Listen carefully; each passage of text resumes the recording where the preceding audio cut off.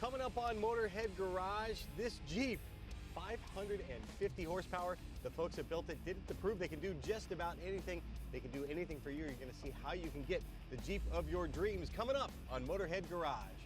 Motorhead Garage, the program that each week introduces you to and shows you how to install the latest in exciting and innovative products for your vehicle. Now here's your host, Dave Dobson.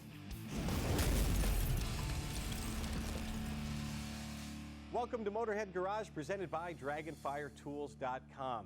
Our friends at Truckers Warehouse have been around for about 30 years, and in that time they've mostly done van conversions and trucks, lift kits, that sort of thing. Well, in the last couple of years, they've added Jeeps to their repertoire, and they have taken off like gangbusters.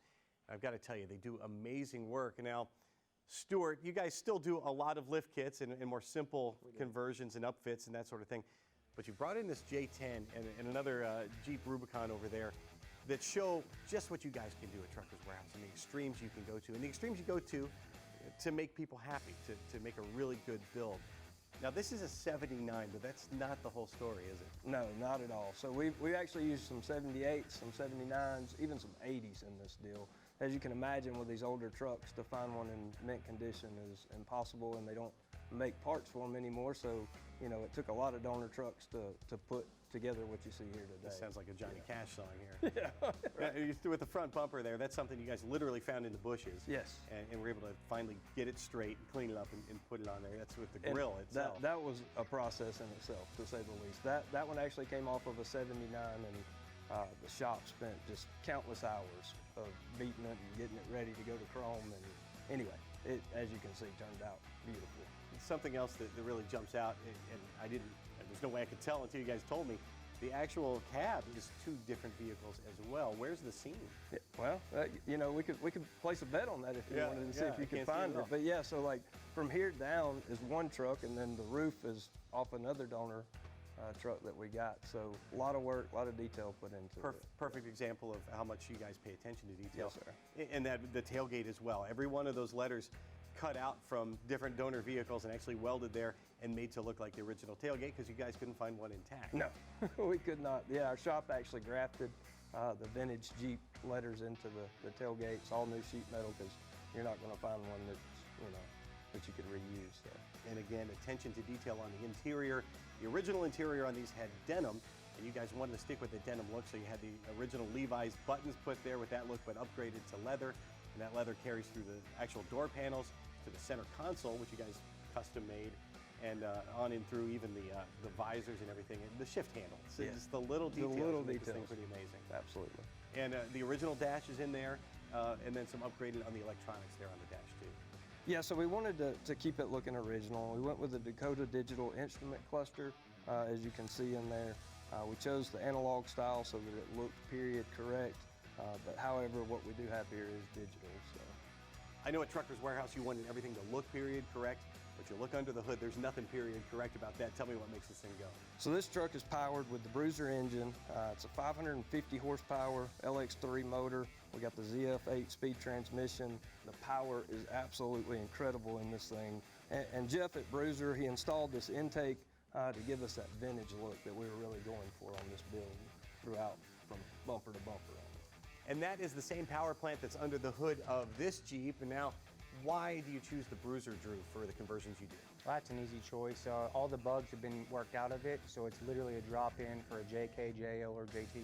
Which is, of course, easy for the installers, but really what that amounts to is it's trouble-free once you get down the road. Absolutely. This thing went together right in the first place.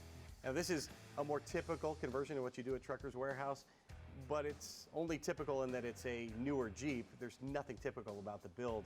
How do you get all that horsepower down to the ground? So we're running the Ultimate Dana 60s front and rear, and we chose the 488 gears because of the horsepower that is met up with the 42-inch Maxxis, and that holds all the horsepower down to it. And you're making how much torque out of this thing? 550. Yeah, so that's what you really need when you're off-roading. You get every bit of it to the ground with that. When I have an idea in mind, how do I get my dream vehicle from Truckers Warehouse? Well, there's a couple of different ways. You can either email us, call us, or hit us up on social media with a quote request. Now, what's the design process like? If I have a vision, how do we work on that together? Usually I'll ask you what type of wheeling you want to do, or what kind kind of tire wheel you want to have, what color, and then I can go from there and 2 to 3 different wheels, send them back to you, whether it's pictures or websites where they can look at it and they can go from there on what they like. And what if I don't have any idea what I want? That's easy too. You kind of give me a general idea of what you want on the end game, and I can work that for you. This is someone's baby, so when you take it in, how do you communicate with them at each step of the way to make sure that they're getting everything that they want in a build from Trucker's Warehouse? So we're running Shop Monkey at the shop, and basically what that does is that allows us to keep in contact with you constantly through messaging. It could go to your phone or to your email, and we can upload videos or pictures or any of that and have that communication open. If you want the conversion of your dreams, you want to upfit any vehicle, Trucker's Warehouse is the place to go, truckerswarehouse.com. Motorhead Garage, presented by DragonfireTools.com, is just getting started, so hang out with us. We'll be back in a minute. Motorhead Garage, presented by DragonfireTools.com, is brought to you by RockAuto.com. All the parts your car will ever need. Campbell's CustomCare.com, home of the Dawn Detail Spray. And by PaintedAutoBodyParts.com, the leading U.S. auto body parts online store. Hey there, this is Motorhead Garage, presented by DragonfireTools.com. To kick it off, we've got a really cool looking piece right here. It's a workbench, or is it a toolbox? I'm not quite sure here, Lou. What'd you bring here from Dragonfire Tools? Well, this is our 20-drawer Midnight Pro Series workbench. All right. And this workbench also is a toolbox. How'd you get the idea? You know, in my own garage for years, I had a wooden workbench and I had a stand-up toolbox. We all do. And I'd be standing there at the workbench working on something, walk over to the toolbox, grab a 13mm, walk back, walk over, grab a Phillips, walk back. And finally I got to a point where I was like, you know, I'm wasting a lot of time here. You know, I really wish I had my tools right here where I was working at. And when I looked for something like that, I couldn't find it. It didn't exist. So I said, well, I'm gonna make it. So how tough is it and how is this made? This entire workbench weighs in at over 1,200 pounds. Holy moly. So the whole thing is welded steel. It's not separate pieces, it's all one piece put together. For instance, this top is one contiguous piece of 304 14-gauge stainless steel with the ends corner welded, and the drawer bodies are 16-gauge galvanized steel. The drawer pulls are 14-gauge stainless steel, just like the top. And the entire thing has a 14-gauge tubular steel frame on it. Overbuilt, built to last. And what if I want to bolt some stuff to it? Underneath the stainless steel, there's wood. So if you want to bolt a vise to it, no problem. We tell you that if you're going to bolt a rather large vise to it, like a big old Wilton or Capri vise, put a backing plate up against that wood. That way you get equal distribution of force on your vise. And we started thinking of ways that we could improve the workbench, and one of the things was adding outlets and USB ports to the backsplash. Now you can charge all of your rechargeable power tools right on the workbench surface. Every single one of our workbenches has 6 outlets and 4 USB ports on it. Cool, that's the workbench portion of the program. Let's talk about the drawers themselves here, the toolbox portion of this. These drawers are so beefy. How heavy are they? Is it easy to move them in and out? Yeah, so as you can see with one finger here, you can move this drawer out, and we've got it loaded full of wrenches. The drawer itself is 16-gauge galvanized steel, as we said. What's interesting, though, is that we also have these top hat gussets, which run the entire width of the drawer. And those top hat gussets provide rigidity for the drawer, especially when you're loading it down with heavy tools. And how much weight do these hold? This drawer here, it has the thicker rails on it. It will hold 150 pounds. Wow. And these bottom drawers here, these are all double railed, and they're rated at 300 pounds. My goodness, this will stand up to just about anything. Yeah, can even stand in the drawer. Nice. How much weight do those hold on the bottom? 300 pounds. I could barely stand in it. No, I can make that. I mean, talk about the center drawers here then. I love the organization here. And I noticed as I opened one of these up here, you had this blow molded case in there. Those don't fit in my toolbox at home. Right, so, you know, a lot of the blow molded cases, customers keep for specialty tools, Yep. right? So we wanted to make sure that we had space in the workbench for them, no matter what drawer you wanted to be able to put them in. Great idea there. And a problem I have a lot of times, my sockets and taller tools just get knocked right over when they don't even fit in the drawers, but you've solved that problem as well. Yeah, we have a deeper drawer down here that's roughly about 5 inches deep. Wow. And as you can see, we have an entirely full set of 1/4, 3/8, 1/2 inch, and 3/4 in this drawer. So with this drawer being double railed, galvanized steel, gusseted drawer bottom, you know, this drawer is going to be able to hold the weight of all of your tools and sockets. Now, other folks are making benches like this with the drawers in them.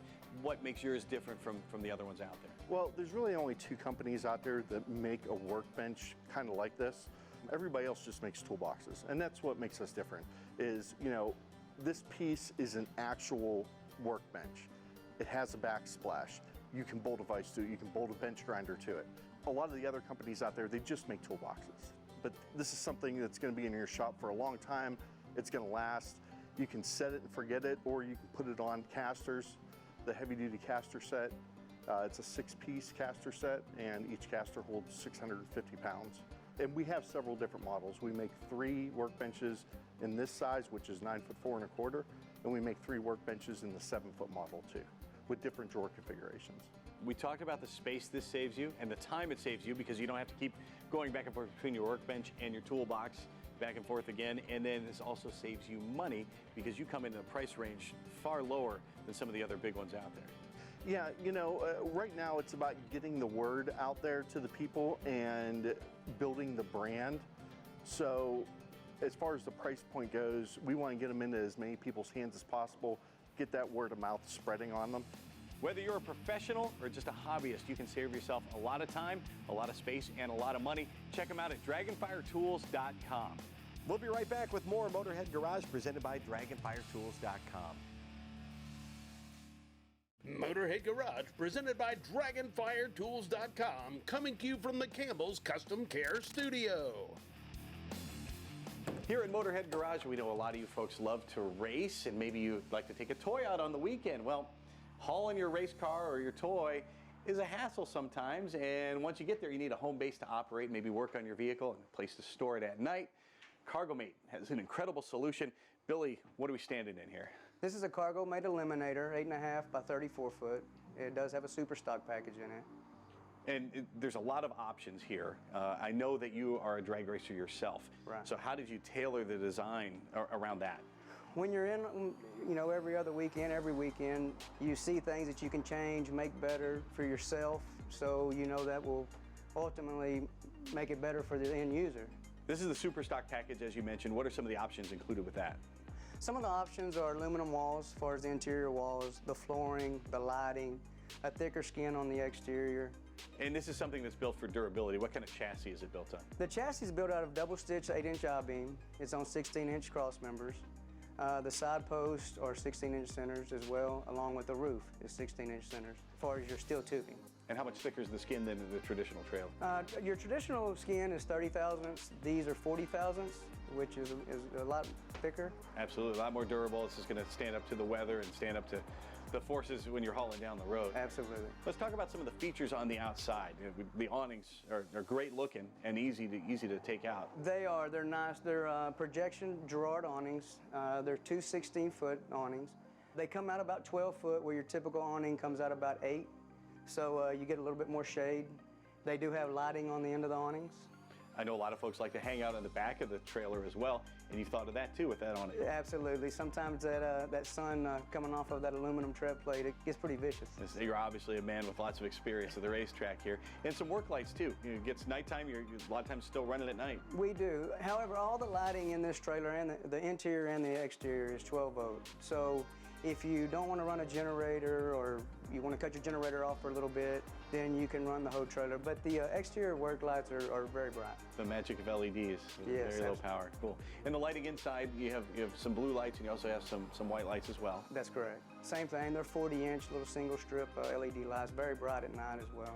Plenty of lighting. One thing I noticed here that I haven't seen in other trailers, the lighting on the floor. Yeah, so when you get to the track, when you're finished racing, and especially if you're on the losing end of the racing deal, you come in and your trailer is typically dark underneath, especially if it's at night. Then you can turn these bottom floor lights on, and you can see to hook up your ratchet straps and so on. That's perfect. And as far as bringing the vehicle in, you've made accommodations for a winch as well. Absolutely. We've got a mouse hole built in the base cabinet and a winch plate on the bottom part of the floor. So if a customer wanted to put a winch in, they could do so. Some of the other options here, this cabinet holds a generator.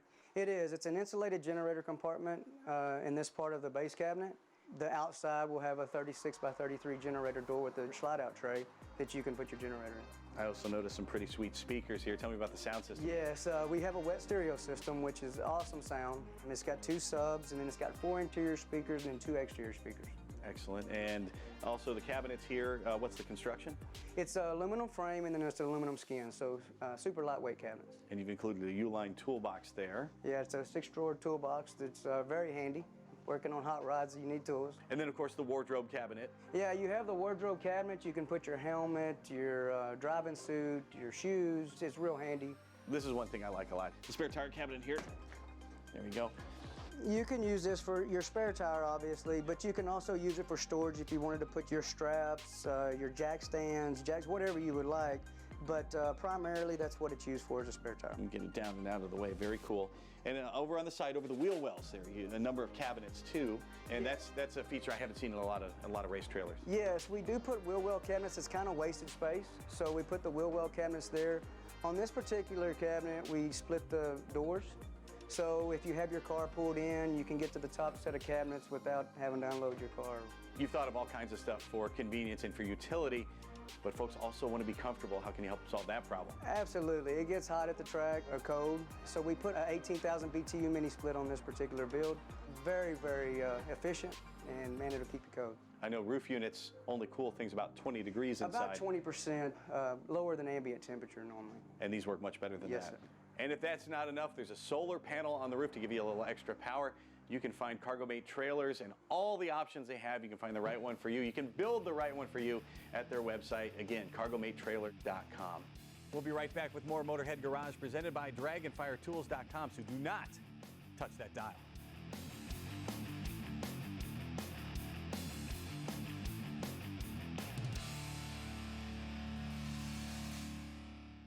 Motorhead Garage, presented by DragonfireTools.com. Industrial workbenches with integrated tool storage. And brought to you by Amsoil, the first in synthetics. Detail Guards, your #1 car care source for detailing supplies. And by Custom Auto Sound, the originator of classic car OEM fit radios since 1977.